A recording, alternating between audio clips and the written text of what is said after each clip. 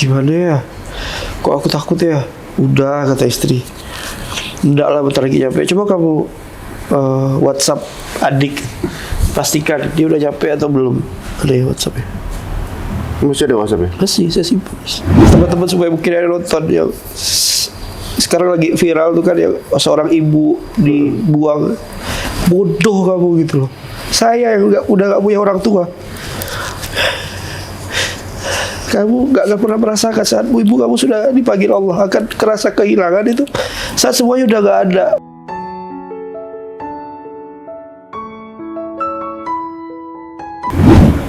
Kok sinyal pesawat Nyerati hilang ya bang dari radar gitu. Itulah informasi pertama yang saya terima.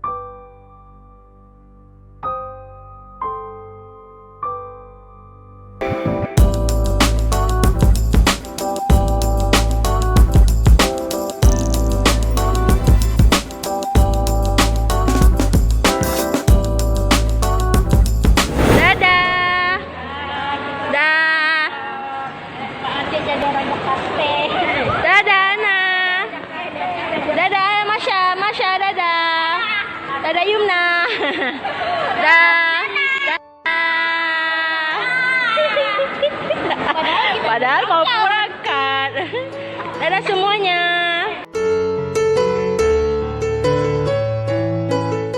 Mau pulang dulu ya. Itulah video yang viral setelah kejadian itu. Adik datang, adik Insta story. Yang saya juga ada di situ cuma pakai masker kan. Itulah ternyata Insta story terakhir saya sama mereka. Ya Allah, ya Allah. Dan Allah izinkan saya sempat salam cium mereka dan bilang mohon maaf lahir batin ya Pak. Mohon maaf lahir batin ya Pak. Iman kalau banyak salah, iman kalau enggak baik selama di Bandung, enggak pelayanannya enggak memuaskan, mohon dimaafkan ya Pak. Itu saya sempat. Terus saya ingin janji mereka tuh ya, nanti Maret Bapak datang lagi ya, karena ada kawinan saudara. Iya. Nanti Pak tunggu ya Pak, bulan Maret. Ya, udah. Habis itu mereka masuk ke dalam, itu langsung hujan lebat. Setelah udah itu saya nganter keluar bandara, itu saya ingat hujan kan Mas, hujan. Saya minta kardus. Kalau kita di bandara Terminal 2 itu kan harus jalan dulu kan sampai ujung gitu kan. Saya minta kardus salah satu toko di sebelah tuh untuk biar gak kena hujan. Jadi saya ke mobil pakai kardus, lari pakai kardus tadi gak kena hujan, ambil mobil udah langsung pulang, langsung ke Bekasi saya Mas. Sama keluarga berarti? Sama keluarga, istri, anak-anak ikut semua. Itu belum ada kabar apa-apa ya? Belum ada kabar berita, belum ada hilang kontak apa segala, belum ada ya? Belum. Itu normal masih? Normal, benar-benar normal. Pergilah kita ke Bekasi biasa. Kirim mobil. Nah, teman saya dari Bandung bawa mobilnya. Saya dari Jakarta, dari bandara, ketemulah di Bekasi. Ya kan? Pas nyampe Bekasi, nyampe ekspedisi itu saya lihat hujan itu gede banget. Saya sampai turun, istri sama anak saya di mobil aja, saya bilang jangan keluar, hujan gede. Keluar, saya cari-cari tahu kan di mana tempat mau kirim barang, gimana biaya berapa gitu-gitu. Nah, udah itu kurang lebih jam 2-an ya kalau nggak salah saya. Udah mendekati jam bukan jam 2, udah asar. Karena saya ingat begitu nyampe ada musola, saya sholat asar Mas. Jamak kan saya belum sholat tuh. Sholat asar, jamak takhir sama zuhur. Kami sholat di samping musola tuh ada kantin. Saya belum makan tuh Mas, belum makan. Pagi hanya sarapan bubur. Lapar kan, pesan makanan lah. Ternyata udah habis juga makanannya. Yang ada Indomie. Udahlah, Bu pesan Indomie 2 ya, buat anak-anak juga kan. Indomie 2 dimasakin dulu, saya keluar ke counter, ke loket. Itu jam 3:30 kalau nggak salah saya. Saya sudah lihat beberapa percakapan di grup keluarga, tapi percakapan itu yang bercanda, karena belum tahu sama sekali kan. Mana nih orang sepakat, karena rumah kita disepakat kan di sana. kita tunggu aja nanti ini dari. Jadi kayak saya tuh masih berpikir mereka lagi di pesawat gitu. Belum Itu keluarga landing. dari Atar. Keluarga kita, keluarga dari maksudnya keluarga besar. Oh, keluarga besar ya. Ibu adik sama kakaknya mama itu kan bikin ada grup. Kita sering ngobrol di sana lah keluarga-keluarga. Lalu bercanda-bercanda. Nah, saya tuh ngebaca itu loh. Saya pikir mereka sudah nulis di sana kan. Adik kan biasanya suka komen di situ. Oh bukan, berarti belum landing saya bilang kan. Udah aja masih biasa. Pas lagi depan counter itu saya ingat banget. Saya mau transfer kan biaya ekspedisi ya. Tiba-tiba adik ipar saya nelfon mas. Suaminya Yum Ratih, suaminya adik saya. Bapaknya Yumna nelfon saya. Dia nggak pernah kontak saya, jarang gitu. Hampir nggak pernah. Kalau biasa lewat adik kan. Tiba-tiba nelfon saya. Di situ saya mulai curiga. Apa nih ya saya bilang. Saya lihat dulu. Oh mungkin adik kali handphonenya mati, jadi nelfon saya ngasih tahu gitu ya. Saya angkat kan. Namanya Afri. Halo Fri. Bang, kok sinyal pesawat Ratih hilang ya bang dari radar gitu. Itulah informasi pertama yang saya terima.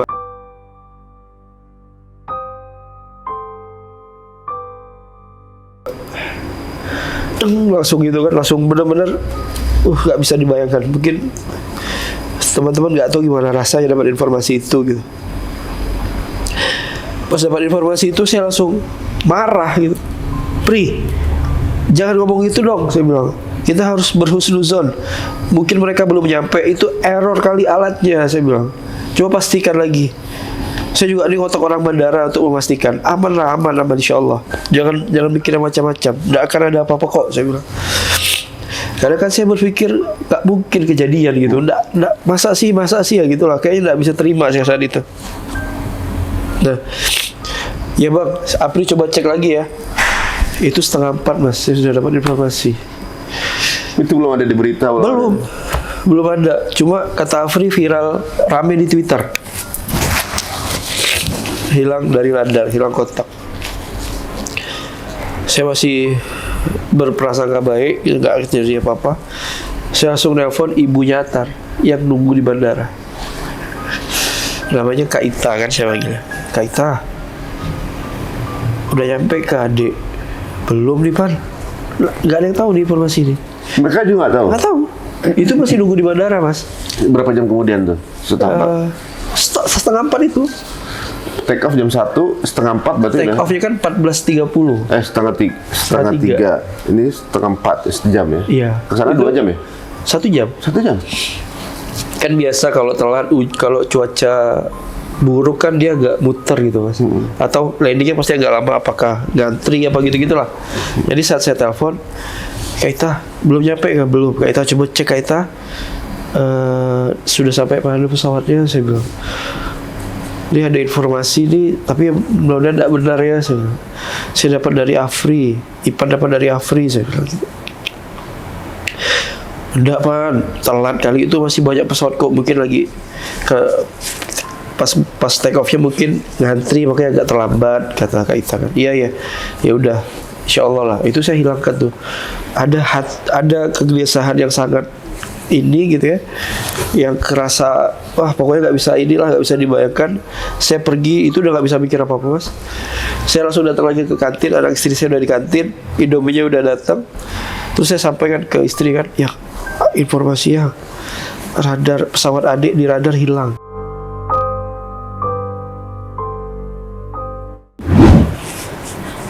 Gimana ya? Kok aku takut ya? Udah, kata istri. Enggak lah, bentar lagi nyampe. Coba kamu WhatsApp adik, pastikan dia udah nyampe atau belum. Ada ya WhatsApp-nya? Masih ada WhatsApp ya? Masih, saya simpan.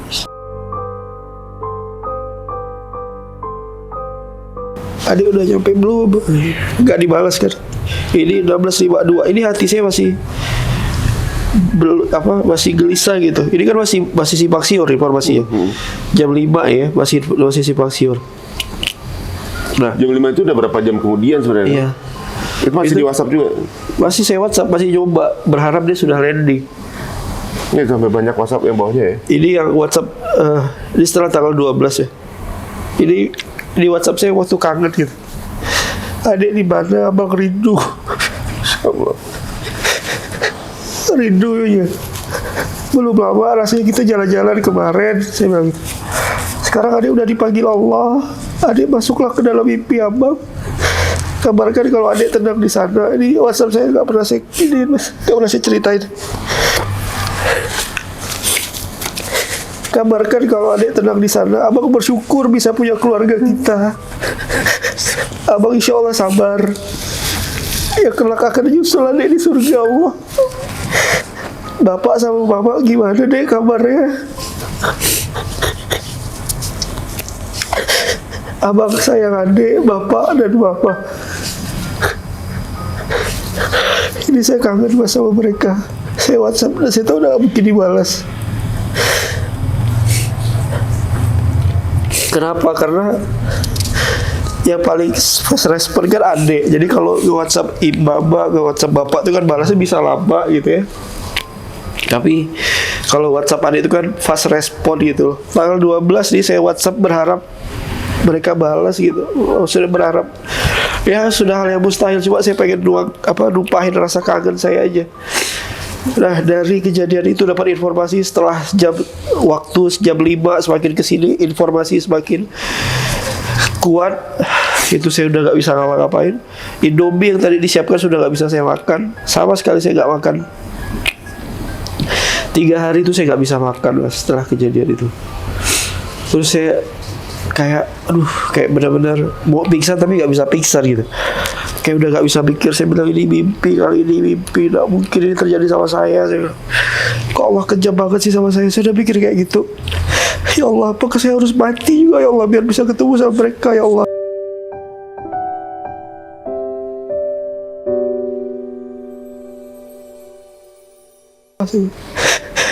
Saya udah ada niat hidup saya bilang. Kok kau ambil semuanya saya bilang. Kok kau ambil semuanya ya Allah. Saya gak keterima gitu mas. Ya untungnya kan qadarullah punya teman yang tadi bawa mobil. Akhirnya mereka yang bawa mobil saya ke bandara untuk memastikan kejadian ini benar atau enggak gitu loh. Itu handphone udah saya matiin karena nggak berhenti. Telepon apa masuk semua nggak berhenti. Saya langsung jalan ke bandara. Saya lihat posko krisis. Ya fix jatuh gitu. Itu waktu dapat informasi itu ya kayak itu apa sih gitu. Ini mimpi ya, ini mimpi bukan ya saya. Kok Allah ambil mereka semua dalam waktu sekejap gitu. Malam itu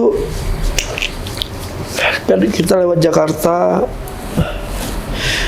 Mama tuh ngomong, Mama itu kan orang yang selalu standby makanan kalau kita jalan-jalan. Di mobil tuh selalu banyak makanan.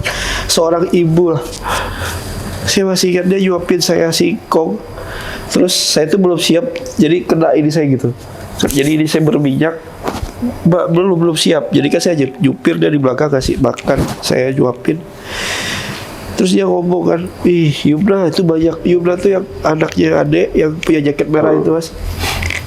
Yumna tuh banyak gedung-gedung tinggi, itu apartemen. Nanti Yumna kuliah di Jakarta ya, nanti biar sama kakak Marsha kuliah di Jakarta, nanti tinggalnya di sana. Itu malam terakhir kita bareng gitu. Jadi memang benar apa ya, saya mengingat sebuah kejadian, sebuah momen, sebuah hal, bahkan makanan, timing itu selalu saya ingat waktu bareng mereka. Jadi hampir gak ada yang terlupakan mas, karena itulah yang saya bisa remind kembali kalau saya lagi kangen sama mereka mas. Masya Allah. Makanya teman-teman supaya mungkin ada nonton yang sekarang lagi viral tuh kan, yang seorang ibu dibuang. Bodoh kamu gitu loh. Saya yang udah gak punya orang tua, kamu gak pernah merasakan saat ibu kamu sudah dipanggil Allah akan kerasa kehilangan itu saat semuanya udah gak ada.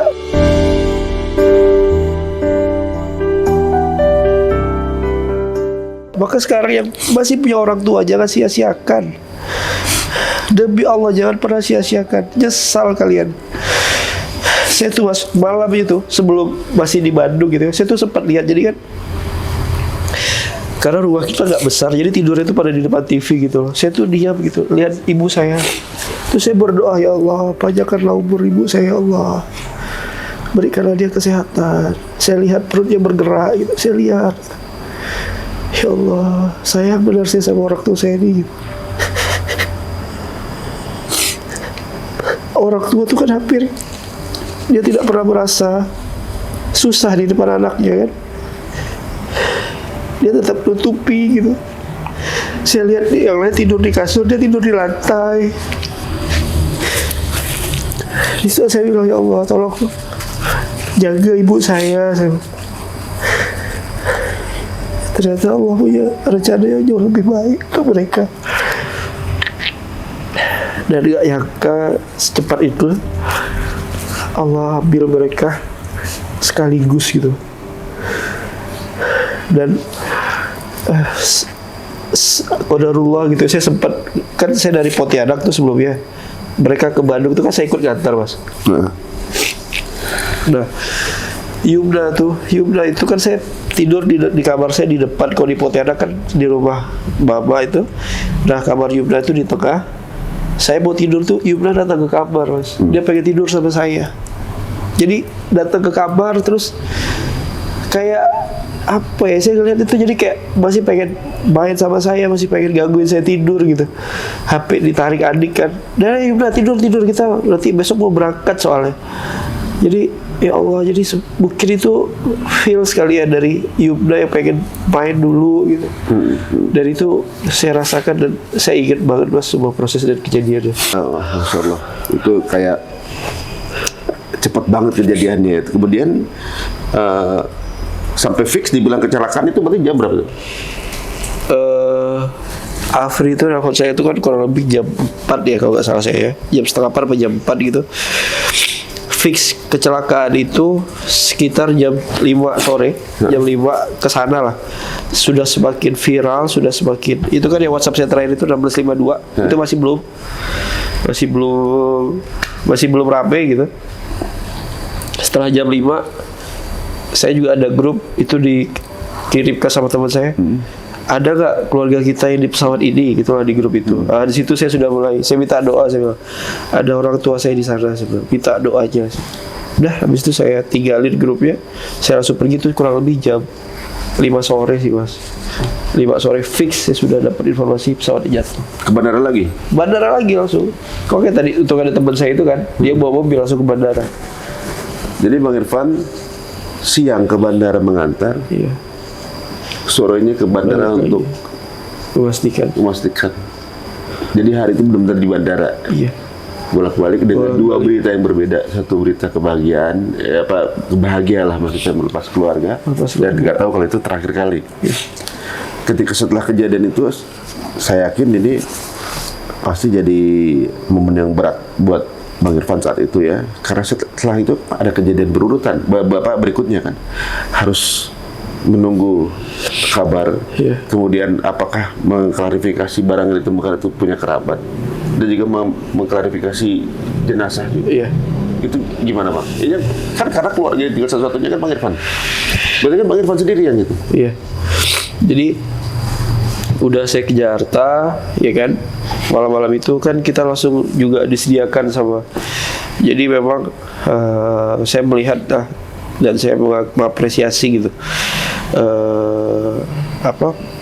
badan penanggulangan itu BNKT ya, BNKT bencana itulah badan penanggulangan itu kan yang turun, terus aparat petugas kepolisian semua TNI yang membantu proses pencarian itu sangat cepat sekali mas. Jadi begitu saya udah nyampe Jakarta, nyampe ke bandara lagi tadi, ditawarin kan, kita akan siapin penginapan apa segala macam untuk menunggu informasi ini. Saya bilang enggak, saya nggak mau. Saya bilang senyaman-nyamannya kalian kasih saya penginapan, senyaman-nyamannya kalian kasih fasilitas, saya lebih nyaman bersama anak-anak saya bilang. Karena mereka lah ini yang bikin saya kuat. Saya pegangan tangan dua-dua itu. karena udah gak ada lagi.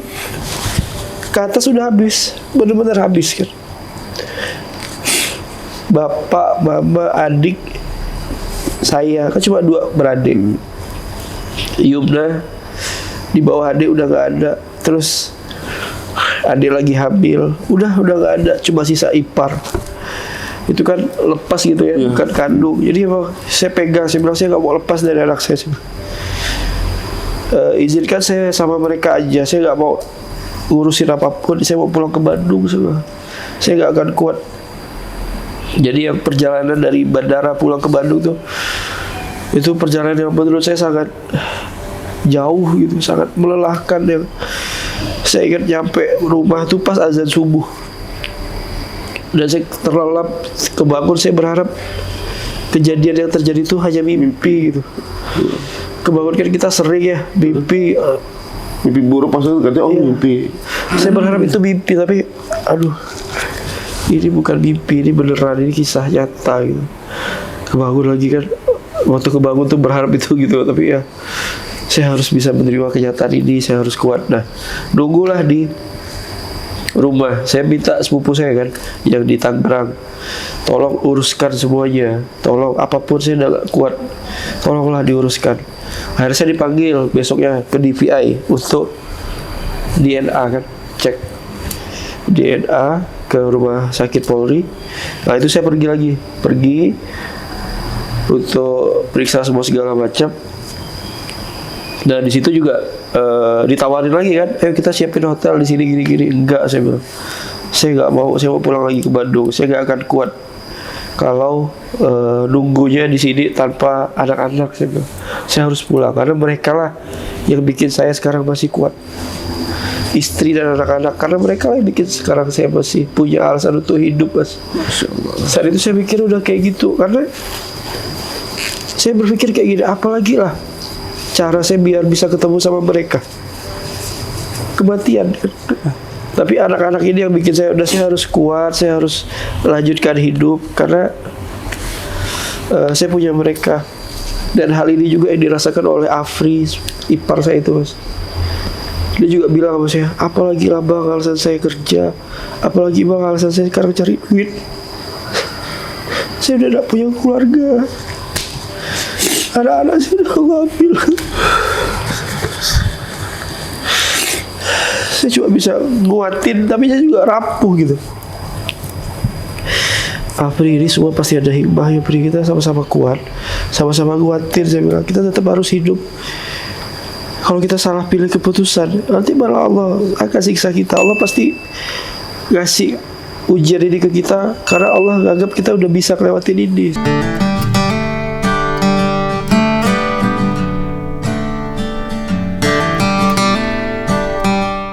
Sebenarnya saya nggak mau, Mas. Saya jangankan naik pesawat, lihat Bandara pelang Soekarno-Hatta saja itu langsung di hati, itu nggak bisa ditahan. Penyesalan itu terjadi dan rasa kehilangan itu terjadi saat Allah sudah ambil dan saat Allah sudah tarik mereka dari dunia ini.